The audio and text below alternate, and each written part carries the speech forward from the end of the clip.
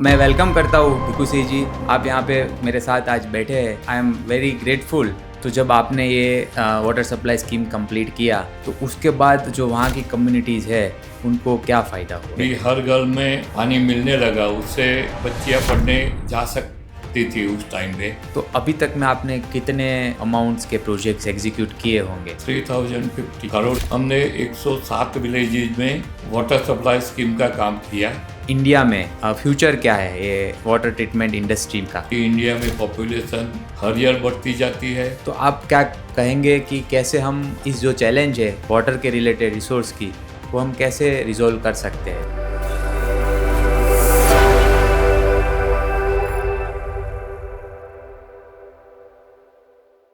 शमनो वरुणम, जल के देवता हमारे लिए शुभ हो।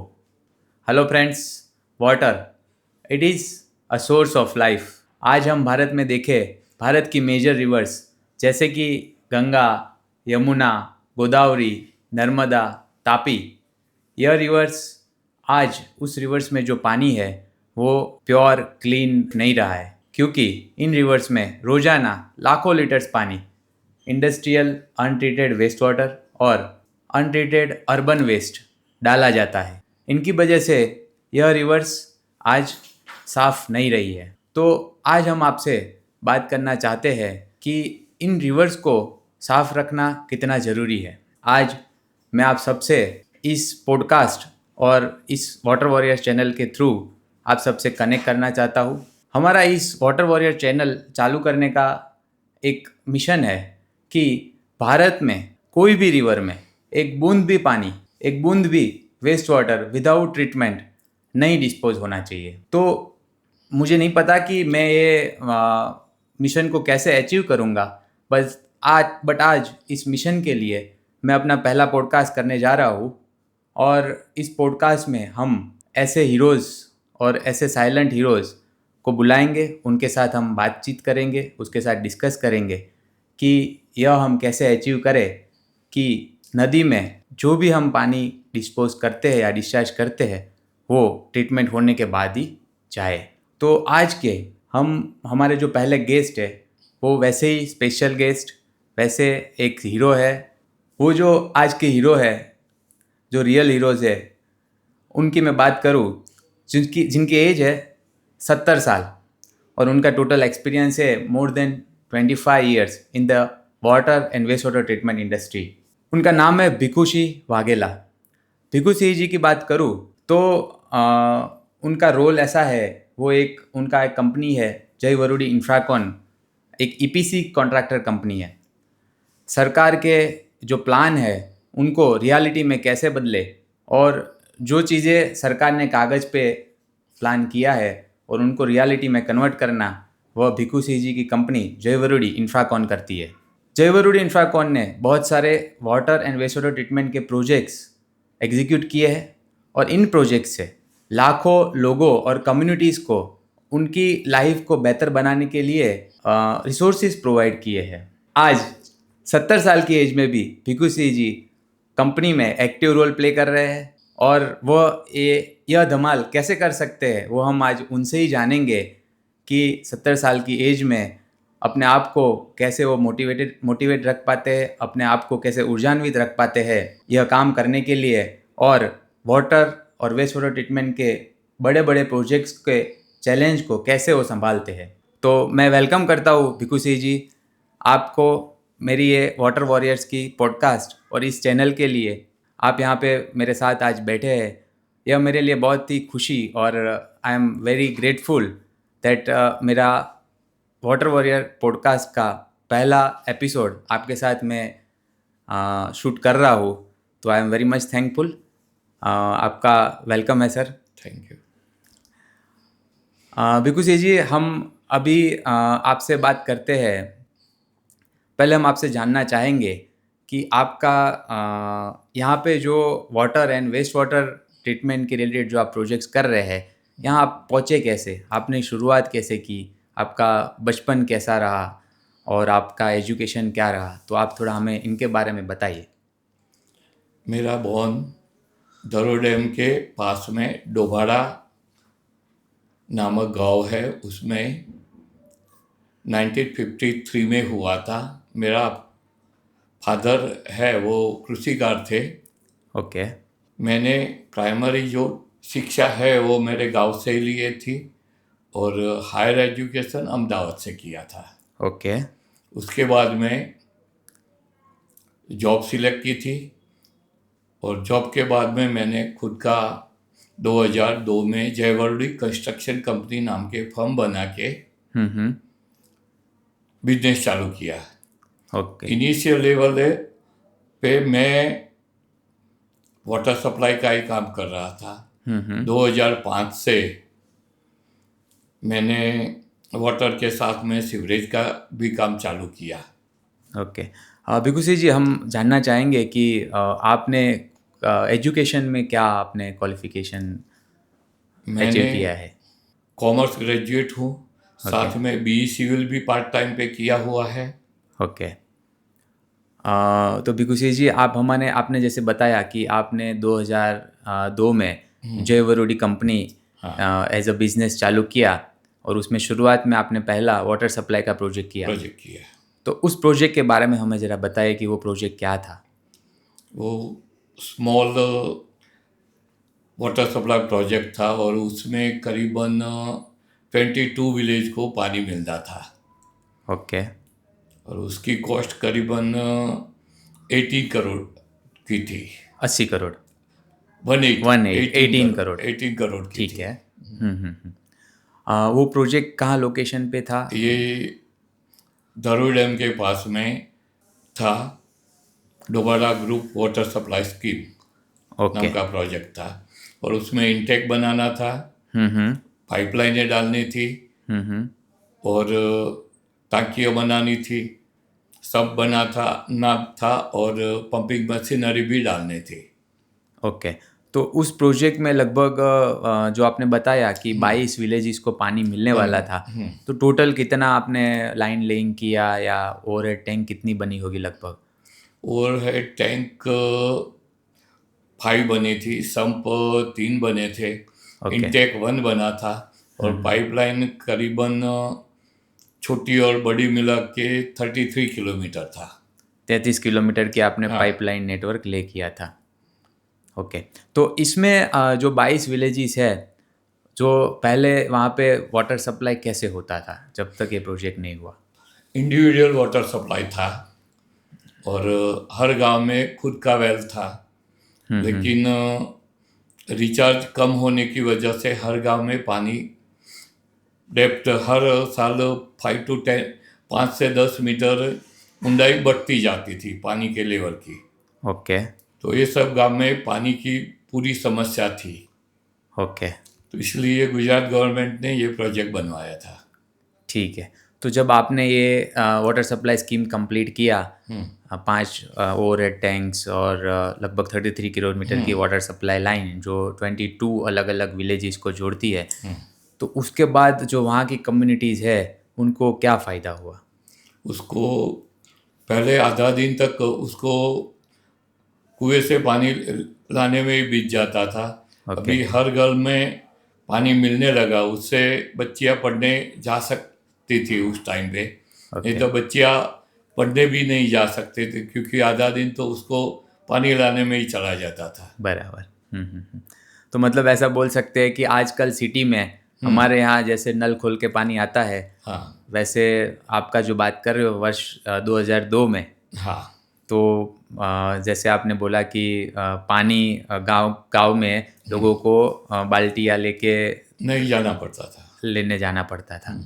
ओके फिर आपने बताया कि आप 2005 में सीवरेज नेटवर्क और वेस्ट वाटर रिलेटेड प्रोजेक्ट्स में आपने सही है। शुरू किया, तो उस प्रोजेक्ट के बारे में हमें थोड़ा बताएंगे। 2005 के बाद में हमने धीरे धीरे सीवरेज का काम भी चालू किया और जैसे जैसे पहले हमने सीवरेज का काम किया गुजरात अर्बन डेवलपमेंट में और उसकी वजह ने हमने बिलोड़ा, मेघरज, मोली गांव में काम किया। ओके तो ये जो सीवरेज नेटवर्क का काम था उसमें क्या क्या था, मतलब सीवरेज कलेक्शन करना था? इसमें हाउस कनेक्शन चैम्बर बनानी थी, ओके और जो हाउस होल्ड मेंबर थे उसको कनेक्ट करना था उसमें, और ओके। कनेक्ट करने के बाद में पंपिंग स्टेशन में ले जाना था, आपने ट्रीटमेंट के लिए ट्रीटमेंट के लिए ले जाना था। ओके। उसको पॉन्ड बोलते हैं। हम्म। तो जैसे आपने बोला कि जो सीवरेज नेटवर्क था उसका लगभग कितना टोटल नंबर किलोमीटर या मीटर? टोटल ये सब लाइन मिला के करीबन 95 किलोमीटर होगा। ओके 5 पंपिंग स्टेशन थे ओके। और 5 पॉन्ड भी थे, 5 oxidation pond. Oxidation ponds. Okay. तो आपने जैसे बताया कि ईयर 2005 में जो सीवेज वेस्ट वाटर था उसका ट्रीटमेंट ऑक्सीडेशन पॉन्ड के पॉन्ड थ्रू से होता होता था। था। ओके। तो मैं आपको बताना चाहूँगा कि ऑक्सीडेशन पॉन्ड्स ऐसी टेक्नोलॉजी थी जो पास्ट में यूज़ होती थी, अभी वो डिसकंटिन्यू हो चुकी है। उस टाइम पे उसी पॉन्ड में नेचुरली जो भी सीवेज आता था उसका ट्रीटमेंट होता था। अभी भिकू सिंह जी, हम आपसे ये जानना चाहेंगे कि इस प्रोजेक्ट की वजह से वहाँ पे जो कम्युनिटीज़ थी, जब ये प्रोजेक्ट नहीं था तो कम्युनिटीज़ को क्या प्रॉब्लम फेस हो रही थी? वो खुली नली में पानी छोड़ा जाता था, और उसकी वजह से स्मेल भी बहुत आती थी, मच्छर भी बहुत उत्पन्न होते थे, और उसकी वजह से जो भी फीवर वगैरह का हेल्थ प्रॉब्लम्स। हेल्थ प्रॉब्लम रहता था। ओके। तो हमने जब ये सीवरेज नेटवर्क का काम कंप्लीट किया तो एक जो पब्लिक हेल्थ पे बहुत इम्पेक्ट हुआ, इम्पैक्ट आई, इम्पेक्ट आई, और लोगों को जो बीमारियां होती थी वो भी कम हो वो गई भी हो। कम हो गई। ओके। और हम जैसे पहले जो पानी सीधा ही नेचर में नदी, नदी रिवर में, में ही जाता था। रिवर में जाता था, तो उसमें क्या फ़र्क हुआ? उसमें ऑक्सीडेशन पॉन्ड में ही एरेशन से ही वो पानी का निकाल किया जाता था, हम्म। तो वो पानी नदी में नहीं मिलता था।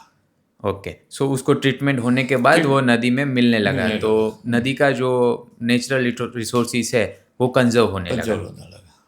ठीक है। अभी आप जैसे आपकी कंपनी बहुत सारे प्रोजेक्ट्स कर रही है, वाटर ट्रीटमेंट और सीवरेज सीवर। नेटवर्क, और उसमें तो जैसे आज इन 2024 लगभग आपकी कंपनी को 23 साल हो चुके हैं। हाँ, तो अभी तक में आपने कितने अमाउंट्स के प्रोजेक्ट्स एग्जीक्यूट किए होंगे? 3050 ओके। करोड़ के प्रोजेक्ट आज तक हमने एग्जीक्यूट किए हुए हैं। इसमें ज़्यादातर वाटर सप्लाई और सीवरेज के प्रोजेक्ट ही है। ओके। आपने 3050 करोड़ के हाँ, ये प्रोजेक्ट एग्जीक्यूट किए अभी तक में? अभी तक में। ओके। आप मुझे बता सकते हैं कि उसमें कोई प्रोजेक्ट्स जो बहुत ही इम्पोर्टेंट रहा हो और जिसके बारे में आप हमसे शेयर करना चाहें? उसमें अभी 2018 में मैंने Karanpura multi village water supply scheme किया था। उसमें एरिया में पानी की कोई भी अरेंजमेंट गवर्नमेंट ने नहीं किया हुआ था, तो जो भी गांव लोग थे उसमें से ज़्यादा, आधा दिन से ज़्यादा तो उसका पानी लेने में ही चला जाता था। बराबर। वो ठीक से नहाने भी नहीं पाते थे, नहाने के लिए भी उसको नदी पे जाना पड़ता था। बराबर। इस सिचुएशन में हमने 107 विलेजेज में वाटर सप्लाई स्कीम का काम किया। वो बरवानी और कटनी ब्लॉक में आता है, ओके। तो दोनों मिला के 107 विलेज में किए। उसमें छोटी महानदी नाम का एक नदी है, उसमें हमने एनीकट बनाया, मीन्स पानी रोकने का अरेंजमेंट किया। उसमें इंटेक बनाया, उससे राइजिंग में होते हुए फिल्टर प्लांट में पानी ले गए। फिल्टर प्लांट से फिल्टर करके पानी टांकियों में भरने का चालू किया, और 107 विलेज में पानी करीबन 3 साल से दे रहे हैं। बराबर। तो यह प्रोजेक्ट कब हुआ था? 2018 में हमने एग्रीमेंट किया था, और 2021 से ये प्रोजेक्ट कंटिन्यूस पानी दे रहा है। ओके। ये प्रोजेक्ट का क्या वैल्यू था? टोटल अब तक का वैल्यू है 138 करोड़ का था। ओके, 138 करोड़ रुपए का हाँ। आपने ये प्रोजेक्ट जो था Complete वो किया। कंप्लीट किया है।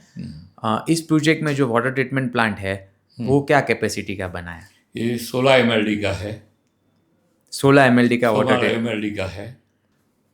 जैसे भिखू सिंह जी ने बताया 16 mld का वाटर ट्रीटमेंट प्लांट, तो mld मतलब होता है million litres per day, 16 mld मतलब होता है 1 crore 60 lakh litre per day.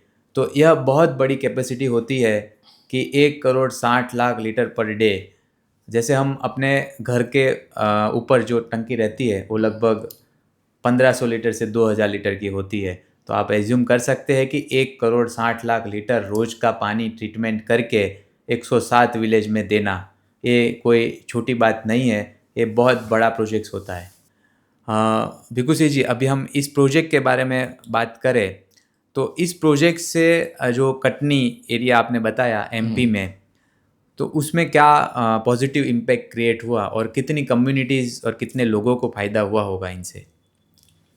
जो हमने प्रोजेक्ट कंप्लीट किया उससे 107 विलेज में पानी जाने लगा। उसमें करीबन 1,20,000 पॉपुलेशन को उसका लाभान्वित हुआ। जो बच्चियों स्कूल में नहीं जा पाती थी पानी कलेक्ट करने के लिए, वो बच्चियों स्कूल में जाने लगी। और किसी को नदी किनारे नहाने जाने का ज़रूरत नहीं रहा। जरूरत नहीं है। ठीक है। तो आपने यह जो प्रोजेक्ट किया 2018 to 2021, तो इन दौरान इस प्रोजेक्ट के दौरान आपको क्या क्या चैलेंजेस फेस करने पड़े इस प्रोजेक्ट को एग्जीक्यूट करने के लिए, उनके बारे में हमें शेयर कीजिए। सबसे पहले तो एनीगढ़ और इंटेक की ज़मीन ही नहीं मिल पाती थी, क्योंकि एमपी में सबसे ज़्यादा फॉरेस्ट एरिया है। ओके। तो उसकी वजह से उसकी जो एनीगढ़ बनाना है उसकी लैंड ढूंढने में ही हमको करीबन 4 to 5 मंथ चले गए। ठीक है। उसके बाद में ज़मीन लैंड मिली तो उसमें वो हमने एनीगढ़ का काम चालू किया और उससे लाइन राइजिंग में डाल के WTP का भी काम चालू किया, वो भी फॉरेस्ट में थी। बराबर। और उसके आगे जो हो MBR बनाना था वो बांधवगढ़ टाइगर रिजर्व में थी। अच्छा, ओके। तो उसकी वजह से बहुत फॉरेस्ट से पंगा लेना पड़ा, तभी ये हो पाया। और उसके बाद में जो भी फॉरेस्ट का था वो सब में हमको बहुत कम्युनिकेशन के बाद में, क्योंकि वो रिजर्व फॉरेस्ट था टाइगर का, तो बहुत कम्युनिकेशन के बाद में मिल पाई। बराबर। मतलब आपको फॉरेस्ट डिपार्टमेंट से वो लैंड उस लैंड का पोजीशन लेने के लिए ही आपको लगभग 6-8 महीना लग गया। और आपने उस दौरान आपकी जो मेहनत है उसकी वजह से ये आपको परमिशन मिल पाई।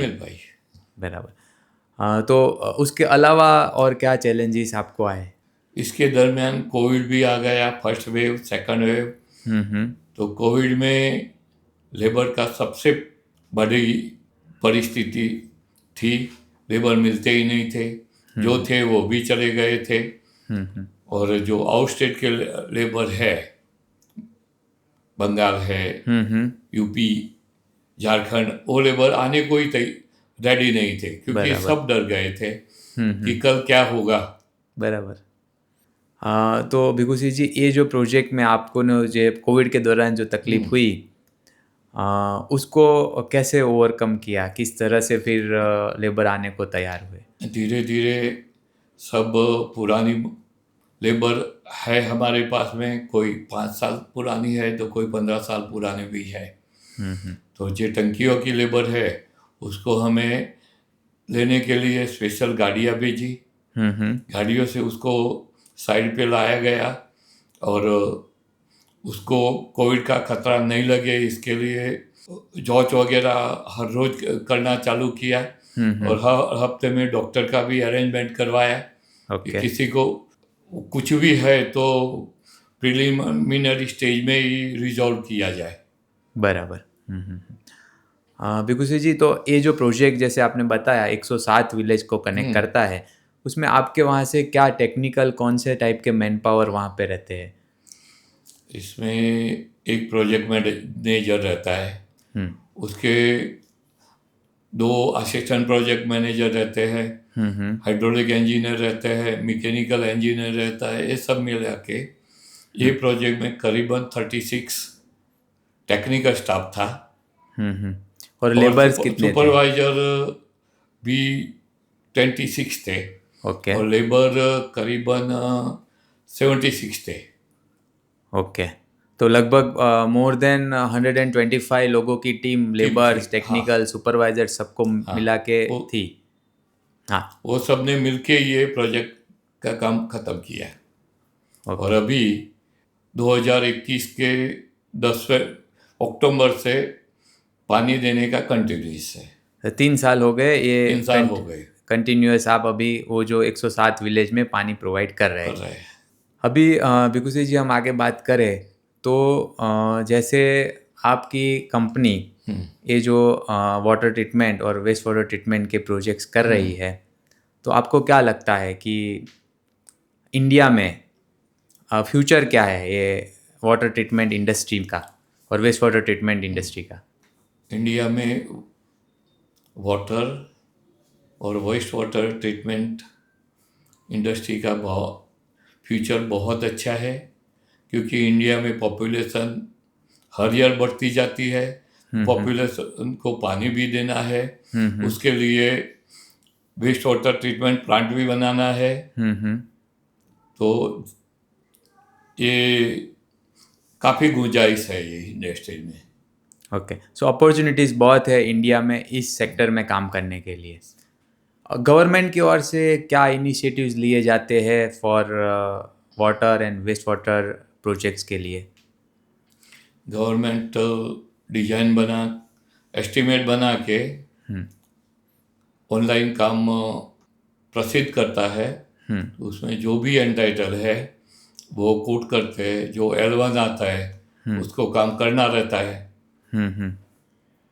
अभी लगभग कितने अप्रोक्सीमेट गवर्नमेंट ने क्या फंडिंग और क्या बजट दिया हुआ है अप्रोक्सीमेट? JJM ने करीबन 35,000 करोड़ का बजट था। उसके बाद में भी उसमें अपडेट हुआ है और होता ही रहेगा ये। बराबर। मैं आपको बताना चाहूँगा, जे मतलब जल जीवन मिशन, जो सेंट्रल गवर्नमेंट की इनिशिएटिव है, जिसमें भिकू सी जी ने बताया कि 35,000 करोड़ रुपीस का बजट अलोकेट हुआ था और उसमें टाइम टू टाइम और एडिशनल फंड आता ही जा रहा है for water supply and waste water treatment related projects को पूरे भारत में एग्जीक्यूट करने के लिए।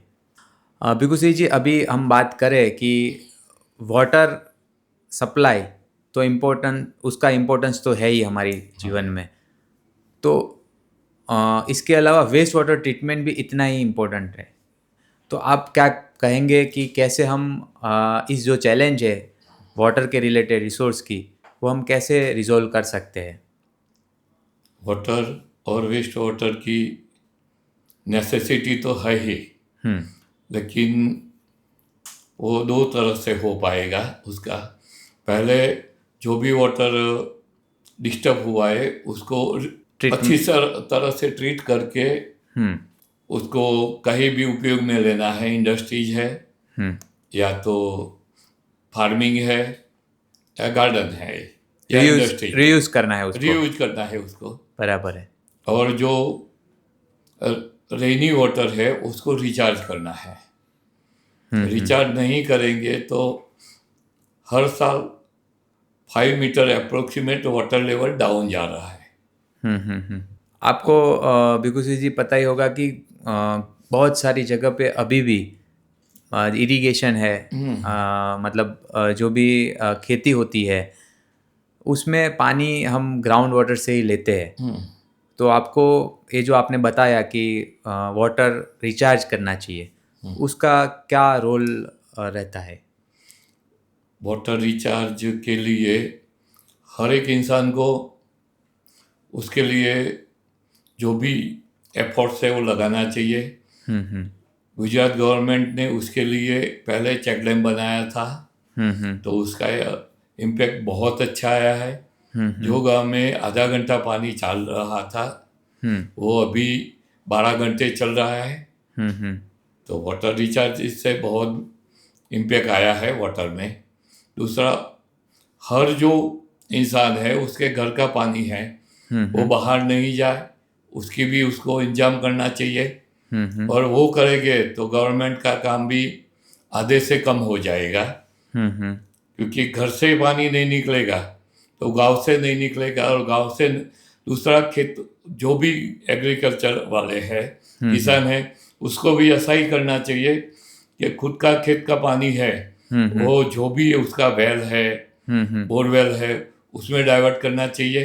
अगर पानी बाहर नहीं ले जाएंगे तो रिचार्ज ऑटोमेटिक होता जाएगा, और छोटा लेवल पे काम होगा तो बड़ा इम्पैक्ट आएगा। हाँ बिल्कुल सही जी, आपकी बात बिल्कुल सही है कि हम छोटे छोटे स्टेप लेंगे, छोटे छोटे इंफ्रास्ट्रक्चर क्रिएट करेंगे इंडिविजुअल लेवल पे, तो एक एक इंडिविजुअल का एफर्ट इतना बड़ा हो जाएगा कि टोटल जो इम्पैक्ट आएगा वो मतलब इतना सारा इम्पैक्ट आएगा कि हमें जो ये अभी वाटर स्केर्सिटी का प्रॉब्लम फेस करना पड़ रहा है उसमें हमको सपोर्ट मिलेगा, हेल्प मिलेगी। बिल्कुल सही बात है आपकी।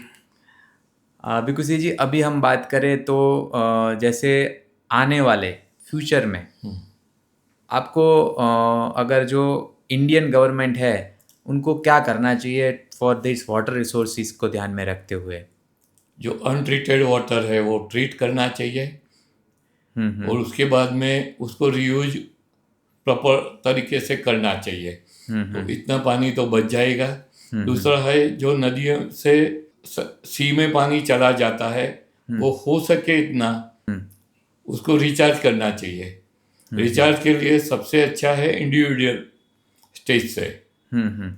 अगर गवर्नमेंट ऐसा कुछ कानून बनाए कि हर घर का पानी बाहर नहीं जाना चाहिए, और जाएगा तो उतना पेनल्टी या तो एक्स्ट्रा पैसा देना चाहिए। बिल्कुल सही जी, हम आपसे यह जानना चाहते हैं कि आज आपकी एज 70 साल है और इतनी एज के बावजूद आप ये पूरा कंपनी में मेन रोल प्ले कर रहे हैं, तो इनके पीछे क्या आपका मोटिवेशन है, क्या आपका सीक्रेट है, वो हमसे शेयर करें।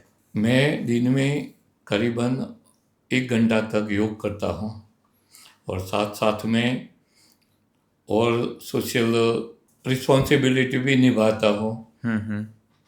मैं राजराजेश्वर धाम में ट्रस्टी हूँ, जो दुनिया की पहली योग यूनिवर्सिटी बनाई है, और वो इंडिया और पूरा दुनिया में योग की प्रवृत्तियाँ करती है। उसकी जो हेड ऑफिस थी वो निर्मा के सामने लकुलिस योग यूनिवर्सिटी के नाम से है। ओके, तो आप ये जो योग करते हैं उसमें मतलब वो योग और एक्सरसाइज जैसे बोलते हैं ना, हाँ, तो वो दोनों में आपका ये पूरा दिन कैसे, मतलब योग करने से क्या आप फील करते हैं पूरे दिन, आप कैसे एनर्जी पर मेंटेन करते हैं? योग करने की वजह से शरीर में जितना भी प्राणवायु की ज़रूरत है वो मिलता है। उसकी वजह से पूरा दिन एनर्जी से के साथ में हम काम कर पाते हैं। ओके, और जो चैलेंजेस आते हैं जैसे ये जो प्रोजेक्ट्स है, हाँ, आप जो भी वाटर और वेस्ट वाटर ट्रीटमेंट के प्रोजेक्ट्स करते हैं उसमें चैलेंजेस को हैंडल करने में वो कैसे मददरूप होती है? वो शरीर में एनर्जी रहती है, और साथ में हमारा पूरा 76 इंजीनियर्स का ग्रुप है। ओके। कहीं भी कुछ भी प्रॉब्लम है तो मेरा ग्रुप का इंजीनियर जो भी प्रॉपर है, जो भी चैलेंज है उसका प्रॉपर इंजीनियर हमारे पास में है। बराबर। हम लोग के हाइड्रोलिक में प्रॉब्लम है तो हाइड्रोलिक इंजीनियर जाएगा, इलेक्ट्रिकल में प्रॉब्लम है तो इलेक्ट्रिकल इंजीनियर हैंडल करेगा, मैकेनिकल में प्रॉब्लम है तो मैकेनिकल हैंडल करेगा, बराबर। और केमिस्ट भी है, वो सब की ग्रुप है हमारा।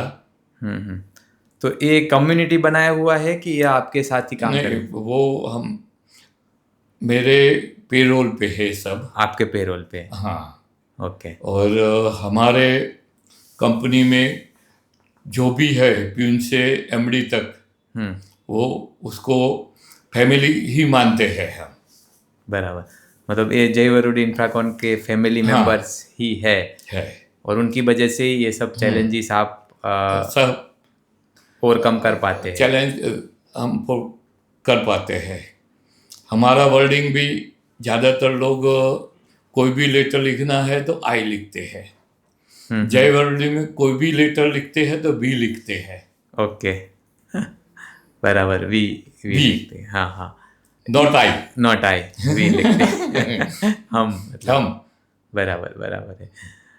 अभी हम जैसे आपने बताया था कि 2005 में आपने पहला सीवेज नेटवर्क का काम किया था जो वेस्ट वाटर ट्रीटमेंट के लिए था। तो रिसेंट में कोई प्रोजेक्ट्स है, मेजर प्रोजेक्ट्स, आप उनके बारे में थोड़ा बताएंगे कि? उसके बाद में 2016 में मैंने रतलाम का किया। उसकी कॉस्ट है 135 करोड़। गुना में अभी अक्टूबर में वो ख़त्म होगा, उसकी कॉस्ट है 90 करोड़। और साथ में महाराष्ट्र में लातूर में भी काम किया हमने, उसकी कॉस्ट भी करीबन 70 करोड़ है। ओके। तो जैसे आपने 4 टाउन बताए अलग अलग, उस प्रोजेक्ट में जैसे आपने बताया रतलाम, तो रतलाम में के प्रोजेक्ट में क्या क्या था वो बताएंगे आप? रतलाम के प्रोजेक्ट में डिजाइन के साथ में इसके एजुकेशन भी था। एजुकेशन में पाइपलाइन डालनी थी, हाउस कनेक्शन करना था, सब पंपिंग स्टेशन बनाना था, और वो सब प्रक्रिया करके जो पानी है उसको सीवरेज ट्रीटमेंट प्लांट में ले जाना था। ओके। यह प्रोजेक्ट आपने 16 में 2016 के एंड में आपको अवार्ड हुआ? अवार्ड हुआ। ओके। तो ये प्रोजेक्ट, रतलाम के प्रोजेक्ट को कंप्लीट होने में लगभग आपने कब तक कंप्लीट किया? 6 साल लग गए। उसमें 1 साल नगर निगम ने बंद करवा दिया था, क्योंकि प्रोजेक्ट नए नए थे और जो लोकल पब्लिक थी उसका कनेक्शन करने के लिए उसके घर के सामने से ही रोड तोड़ना पड़ रहा था। तो लोग एग्री नहीं थे। बराबर, तो ऐसे प्रॉब्लम्स भी आते ऐसे कि प्रॉब्लम था, वो रोड तोड़ने की इजाज़त नहीं ही देते थे। कई बार सीवर में 3 मीटर भी जाना पड़ता था, 7 मीटर भी जाना पड़ता था, और गलियां छोटी छोटी रहती थे तो पूरा रोड खुद जाता था। उसकी वजह से उसको भी थोड़ा प्रॉब्लम सहना पड़ता था। और कई लोग जो समझते हैं कि उसकी सीवरेज एग्जीक्यूट होने के बाद में वैल्यू कितनी है, तो वो सपोर्ट करते थे, और कई लोग जो नहीं समझते थे वो उसका प्रोटेस्ट करते थे।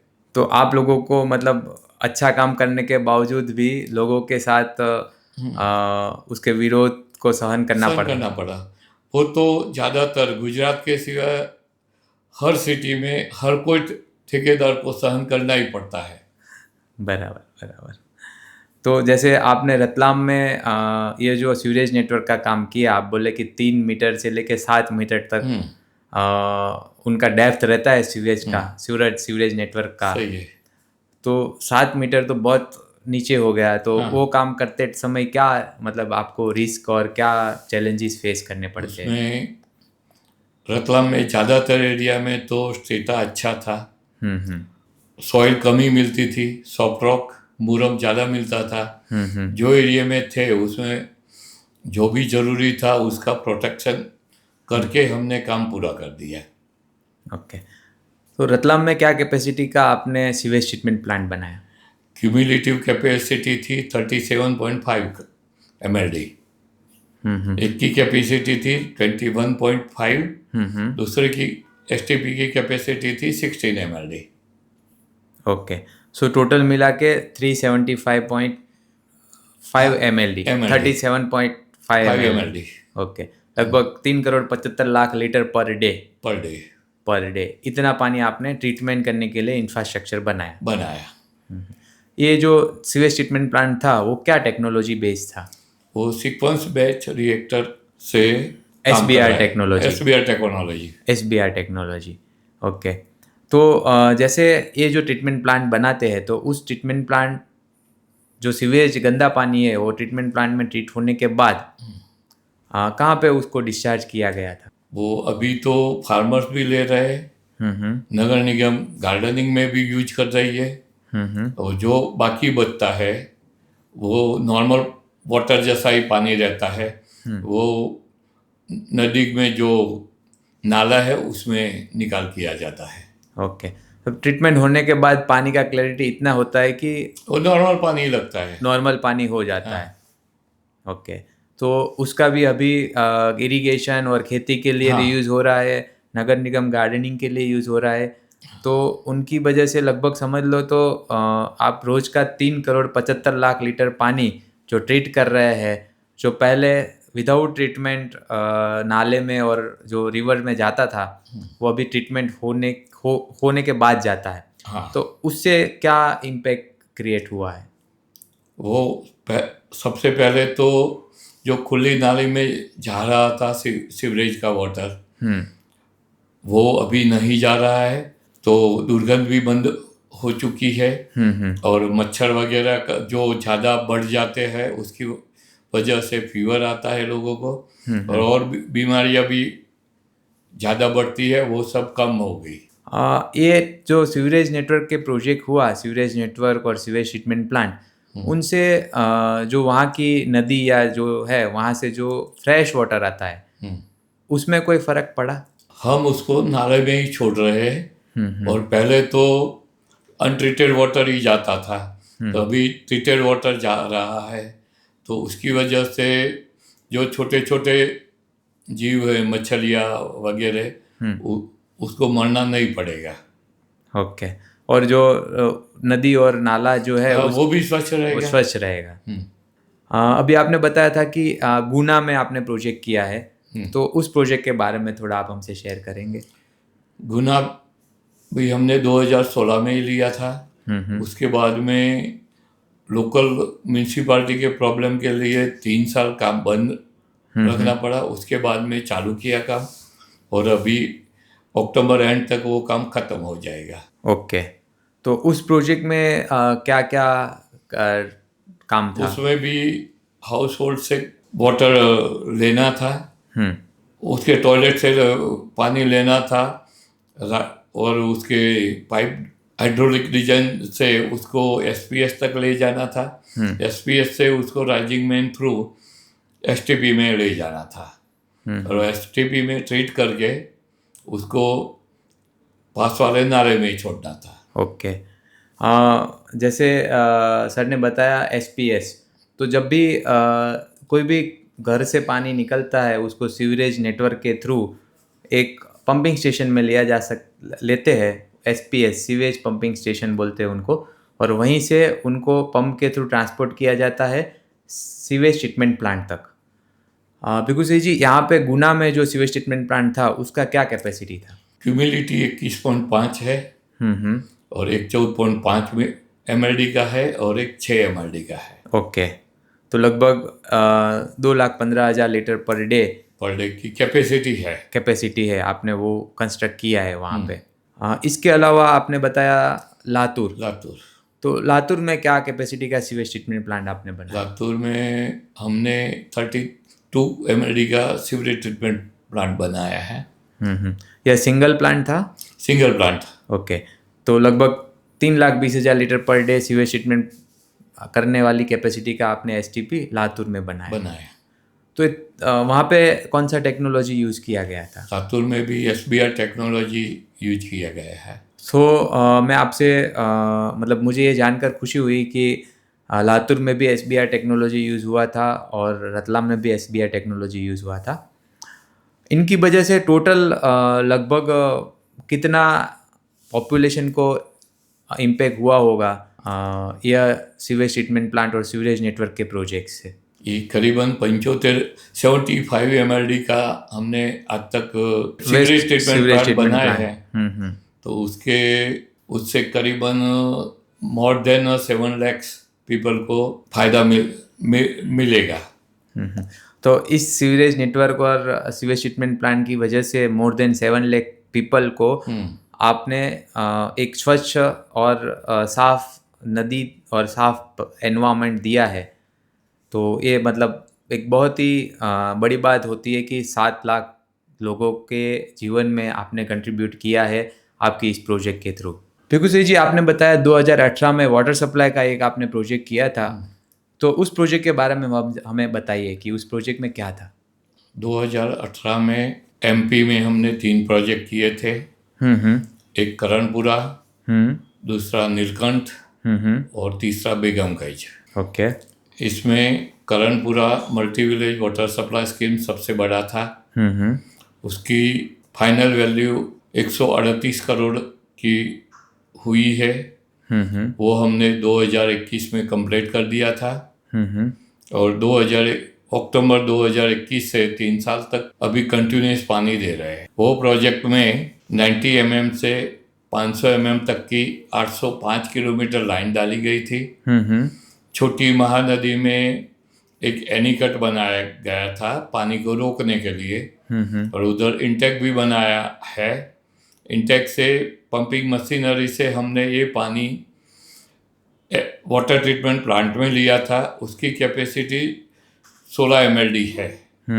पानी को शुद्ध करके फिर से पंपिंग मशीनरी से हमने MBR में पानी डाला और MBR में डालने के बाद में 55 टांकियों के जरिए हमने 107 विलेज में ये पानी ले गए हैं। तो आपने जैसे बताया कि 800 किलोमीटर का आपने वाटर सप्लाई लाइन इस प्रोजेक्ट में ले किया, 55 ओवरहेड टाकी बनाई ESR और 107 विलेज को इस प्रोजेक्ट के थ्रू कनेक्ट किया जी। तो इस प्रोजेक्ट के थ्रू इस प्रोजेक्ट के बाद कम्युनिटी पे, लोगों पे इसका क्या इम्पैक्ट हुआ? पहले 107 विलेज में हर घर से आधा दिन पानी कलेक्ट करने में ही चला जाता था।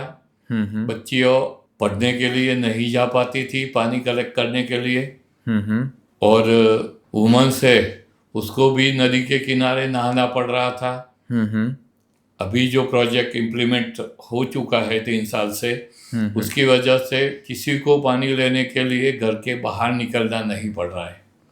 हर को घर के अंदर ही या तो सामने ही पानी मिल जाता है और उसकी वजह से हर एक का जो भी घर में काम करने वाले मेंबर्स है उसको आधा दिन बच जाते हैं। बच्चियों पढ़ने के लिए जा पाती है और ओवरऑल इसकी वजह से लोगों में पॉजिटिव इम्पैक्ट आई हुई है। आपका बहुत बहुत धन्यवाद भिखू सिंह जी, आज आप हमारे साथ जुड़े, हमसे यह बातचीत की, हम आपके बहुत बहुत आभारी हैं। हमारे लिसनर्स, आपका भी मैं धन्यवाद करना चाहूँगा। Thank you for tuning into our Water Warriors channel. पानी बचाना सिर्फ गवर्नमेंट की जवाबदारी नहीं है, हम सबको जिम्मेदार बनना पड़ेगा। हम सबको अपनी जिम्मेदारी खुद लेनी पड़ेगी, क्योंकि यह कोई सरकार का काम नहीं है, कोई इंडस्ट्री का काम नहीं है। हमें ईच एंड एवरी पर्सन को जिम्मेदारी से रिस्पॉन्सिबिलिटी लेनी पड़ेगी। पानी का बचाव करना, पानी को कंजर्व करना, अपनी रिवर्स को बचाना, अपने रिवर में कोई भी water without treatment, waste water without treatment dispose ना हो, यह हमारी जवाबदारी है और इसको हमें बहुत ही रिस्पॉन्सिबिलिटी से लेना होगा। सो अगले एपिसोड में मिले, तब तक स्टे ट्यून। Thank you.